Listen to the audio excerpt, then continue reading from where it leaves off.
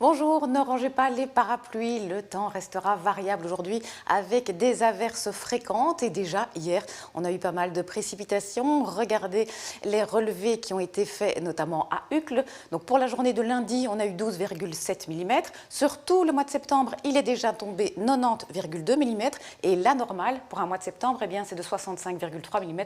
On l'a donc déjà bien dépassé. Concernant la situation générale, nous sommes actuellement sous l'influence d'une dépression. Elle se situe en mer du Nord et donc elle dirige vers la Belgique ce flux de nord-ouest-ouest qui est chargé d'humidité et qui nous apporte aussi beaucoup de fraîcheur. Et donc pour cet après-midi, nous aurons au programme de temps à autre quelques éclaircies, mais surtout des passages nuageux accompagnés d'averses, du vent aussi, notamment en bord de mer où on attend des rafales de 50 km/h.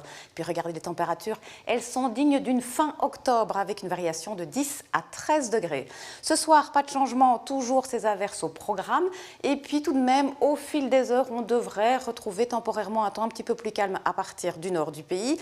Les minima vont s'établir entre 5 et 10 degrés. Et puis demain mercredi, en matinée, on va donc retrouver un petit répit avec aussi de la grisaille, principalement sur la moitié est de la Belgique. Ensuite, elle va se dissiper, mais on aura à nouveau une zone d'averse qui va arriver par le nord, qui concernera pratiquement toutes les régions. Toutefois, près de la frontière française, on pourrait être épargné. Le vent restera modéré et les températures maximales seront en légère hausse avec une variation de 11 à 14 degrés. Et puis pour la fin de la semaine, tout de même, on espère un temps un petit peu plus sec. Il y aura encore quelques averses possibles, mais elles vont se faire de plus en plus rares. Ce sera le cas notamment pour la journée de jeudi. Il fera encore bien frais, 11 à 15 degrés.